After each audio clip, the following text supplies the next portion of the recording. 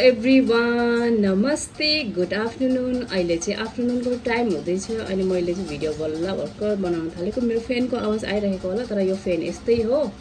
अनि म धेरै दिनपछि भिडियो बनाएकोले कस्तो बोल्नु पनि कस्तो अनौठो लागिरहेछ होइन, कस्तो अजिब सा भइरहेछ। अन्त त्यसपछि आज चाहिँ सन्डे रहेको छ, +11 मे, अनि त्यसपछि 11 तारिक, अनि मदर्स डे रहेको छ। अनि सबैजना आमाहरूलाई चाहिँ ह्याप्पी मदर्स डे। अनि दिदीहरूलाई पनि भनौँ न, दिदीहरूले पनि त है भाइ बहिनीहरूलाई पनि आमा जस्तै राखेको हुन्छ। आमाले जस्तो स्याहार सुसार गर्ने है, माया गर्ने, त्यस्तै आमाको जस्तै नै माया गर्नुहुन्छ। अनि दिदीहरूलाई पनि ह्याप्पी मदर्स डे, स्पेसल्ली मेरो दिदीहरूलाई पनि ह्याप्पी मदर्स डे।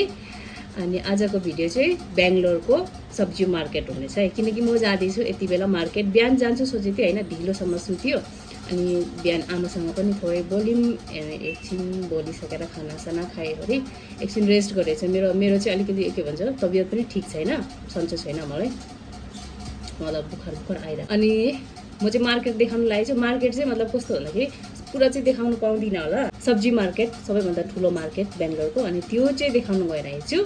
अनि म जति सक्छु म त्यति देखाउँछु। यस्तो भिड हुन्छ आज सन्डे, तर बेलुका चाहिँ कम्ती हुन्छ होला भनेर आशा गरेको, किन बिहान त खुट्टा राख्ने ठाउँ हुँदैन। यति बेला गएपछि चाहिँ हल्का अलिक खाली हुन्छ कि भन्ने। अनि थोरै मलाई सामान पनि लिनु थियो, त्यहाँनिर सब थोक पाउँछ कि, सब्जी मात्र होइन, लुगासुगा सबै सस्तोमा पाउने। तर हेरौँ कहाँसम्म हामीले उयो गर्नु सक्छ, देखाउनु सक्छ, या फिर के लिन्छु भनेर चाहिँ त्यति बेला देखाउँछु। अब चाहिँ म रेडी हुन्छु। कुनै कहाँ छ मलाई थाहै भएन। लु साथीहरू, म चाहिँ रेडी भइसकेको, अब जानु लागेको। मेरो साथीहरू आउँछ अनि सब्जी लिन जान्छु, अनि तपाईँहरूलाई ठाउँ देखाउने छु। गाइस, हामी चाहिँ अब बजारतिर लागेको होइन। यता प्रिया, यता म सरर जानु पर्यो।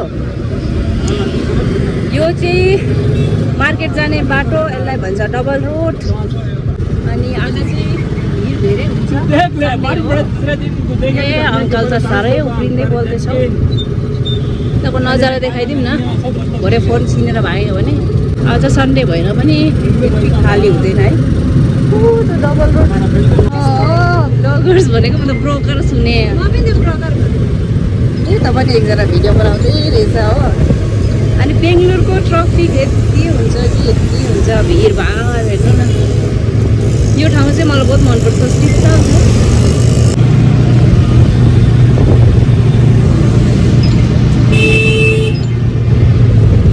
अब सुरु हुन्छ यहाँबाट मार्केट।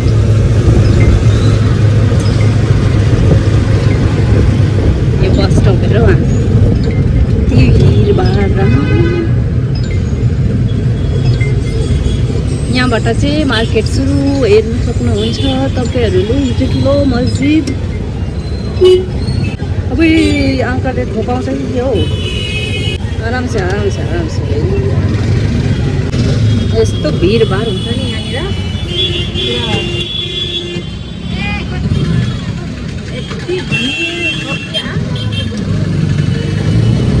पछि यति धेर हुन्छ कि यस्तो छ कि यहाँनिर यस्तो लुगाहरू भेटिन्छ है, सस्तो दाममा।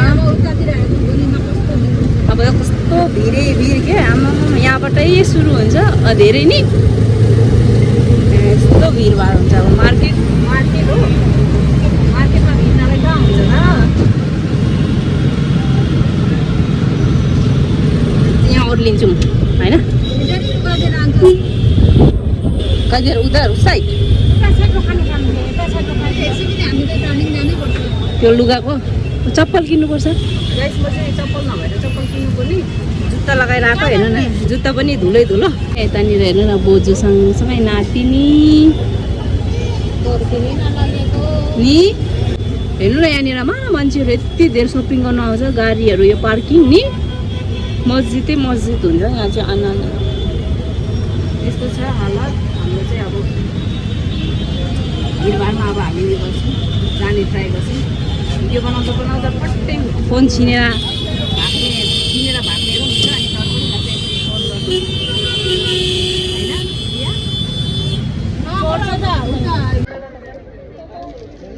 अनि यहाँ चाहिँ कति राम्रो कुर्तीहरू,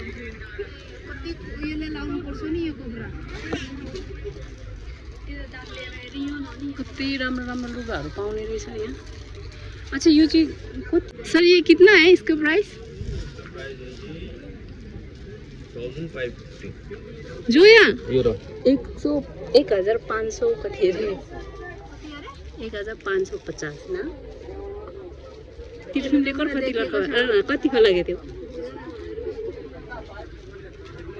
आमामा 1550 अरे तर उसले चाहिँ यसो यसमा लगेको थियो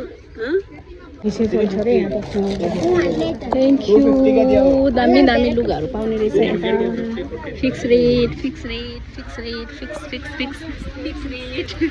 कस्तो दामी दामी लुगा हो साथीहरू हेर्नु है कति भिड यहाँ दुईजना हाँसिरहेछ हो यति भिड छ हेर्नु त अब कसरी अब सब्जी लिनुपर्ने हेर्नु न भिड यहाँ हामी चाहिँ पानी पिउनु लागि रोकेको थियो हेर्नु न सस्तो सस्तो सबै फिक्स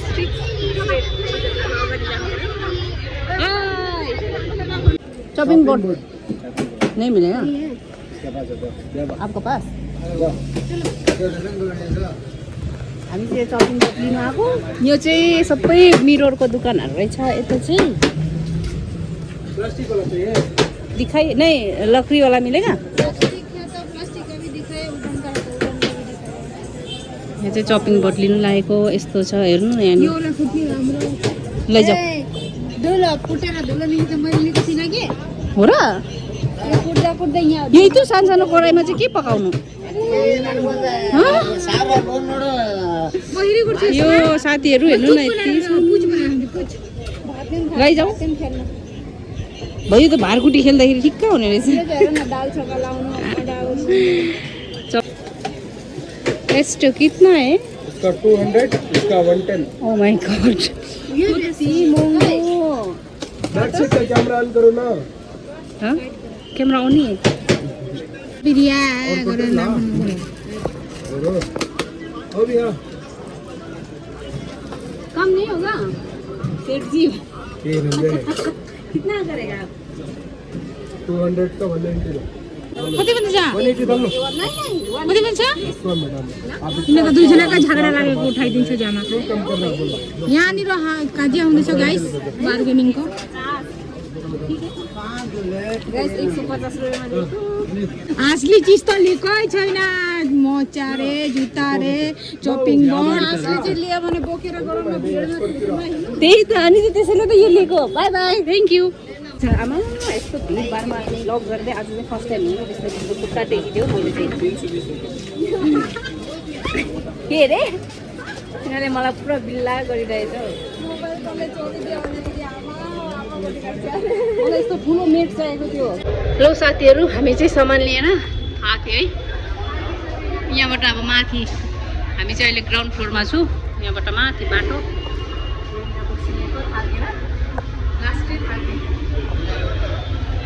यहाँबाट जानुपर्छ उता साइड हुँदै यहाँबाट मान्छेहरू आउँछ हामी चाहिँ यहाँ रेस्ट गरेको यहाँ हेर सामान बोक्ने तरिका बिचरा 1 2 3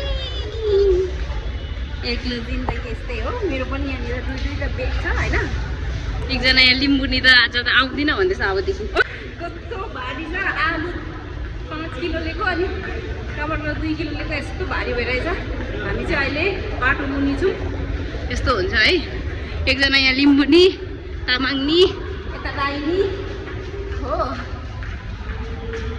यो माथिबाट झऱ्यो भने त हामी त काचाकिचिक हुन्छौँ होइन माथि चाहिँ गाडी चलिरहेछ हामी चाहिँ उसको के भन्छ बाटो मुनि सुरङमा हुँदै हिँड्दै अब थाक्यो हेर्नु न यसको हालत कस्तो लाग्यो नेक्स्ट टाइम आउँदैन अरे उसले कहाँबाट लिँदैछ फेरि हेर्नु न फेरि यहाँबाट उकालो खोइ कुन बाटो हो यार आयो म त थाक्यो रेस गरौँ दुख्यो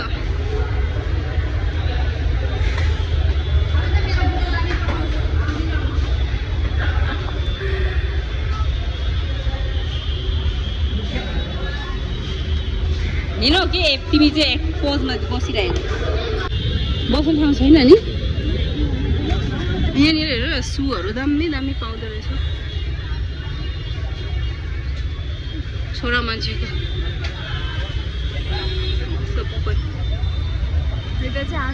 चिसो खानु लागेको अब रमी भएर मामा आइसक्रिम खाने यताबाट देखाउँछु है। यता पनि छ जुत्ताको दामी दामी जुत्ताहरू पाउँछ है सस्तोमा। यता हामीले चिसो खानु हामी चाहिँ अटो लिएर बसिसकेको यहाँ। कस्तो लाग्यो यता हेर्नु न रातो नकिन पैसा उता हेर त जोया।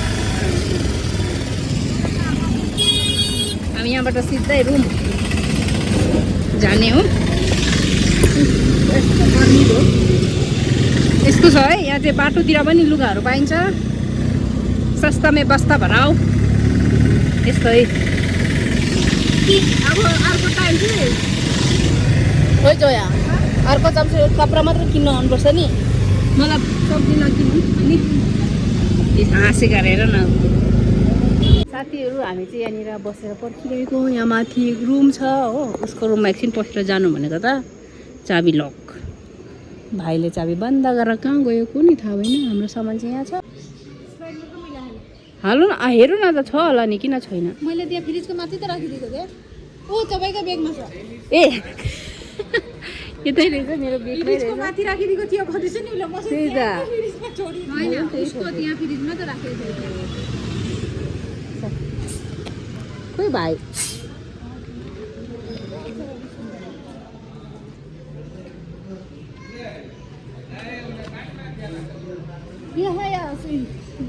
अदरक लियो खोर्सानी लिएन आउने खोर्सानी सस्तो छ नि। ठन्डा नखानु भन्दै झन् ठन्डा खानु किन हो किन त्यो त अघि भर्खर उता देख्दै थियो त्यो भाइहरू पनि आइसक्यो जाने। म साथीहरू म चाहिँ आइसकेको अघि नै आइरहेन साथीको रुममा बस्यौँ होइन। एकछिन आएर रुममा आइसकेर एकछिन मैले रेस्ट गरेँ होइन। मैले चाहिँ के लिएँ भन्दाखेरि चाहिँ यो सक्स लिएको है 50 रुपिसमा 3 जोडी। अनि यो मेरो चपिङ बोर्ड थिएन नि त यो लिएर आयो। अनि यो साथीलाई चप्पल भन्दै थिएँ मेरो साथीलाई चप्पल ल्याइदिएको। अनि त्यही आलु प्याजहरू लिएँ अनि त्यसपछि अब म चाहिँ चिया बनाएर पटक्क खानु पऱ्यो किनकि मेरो लास्टै टाउको दुखिरहेछ। टाउको दुख्दाखेरि चाहिँ मेरो चाहिँ चिया खानुपर्छ। मैले चाहिँ चिया बनाएर खाएँ। यस्तो भिड थिएँ नि त्यता मतलब यस्तो थियो कि खुट्टा राख्ने ठाउँ नै थिएन। के हुन्छ यो पनि खुट्टा राख्ने ठाउँ थिएन यति भिड मेरो टाउको दुखिरहेछ अहिले त्यो भिडले गर्दाखेरि। तर लुगाहरू चाहिँ सस्तोमा पाउँछ त्यहाँनिर। त्यो चाहिँ यति मतलब मार्केट नै हो कि त्यो मेन मार्केट बेङ्गलोरको त्यो सब्जी मार्केट भन्दा ठुलो छ। तर अब कहाँ गर्ने मान्छे खुट्टा राख्ने ठाउँ थिएन। हामी चाहिँ त्यो आलु प्याजहरू लिएर आएको किनकि अब यहाँ किन्यो भने चाहिँ 1 किलो आलुको 30 रुपियाँ पर्छ होला। अब त्यहाँ चाहिँ भनेको 20 रुपियाँ पऱ्यो नि त। 100 रुपियाँको 5 किलो दिँदै थियो। अनि 100 रुपियाँको आलु लिएँ अनि त्यसपछि टमाटर त्यस्तै सामानहरू लिएँ। अनि त्यो खुजुराउने सामानहरू लिएको थिएँ। अब चाहिँ म चिया बनाएर खान्छु। अनि त्यसपछि मेरो साथीहरू चाहिँ अहिले छैन किनकि उनीहरूको सन्डे ड्युटी हुन्छ। र सटरडे सन्डे चाहिँ उनीहरूले ड्युटी गर्नुपर्छ। बाँकी दिन उनीहरूलाई छुट्टी लिन सक्छ तिनीहरूको चाहिँ सटरडे सन्डे तिनीहरूको कस्टमर हुन्छ त्यसैले तिनीहरूलाई चाहिँ छुट्टी पाउँछ। भरे 9 बजीतिर आउँछ तिनीहरू चाहिँ। अब खानापिना पकाउँछु पहिले चिया बनाएर खान्छु। अब म चाहिँ चिया बनाउनु लागेको। साथीहरू हेर्दै गर्नु होला मेरो भिडियो। ल साथीहरू मेरो चिया पनि पाक्यो। अब म चिया खानु पऱ्यो चिया पिउनु पऱ्यो।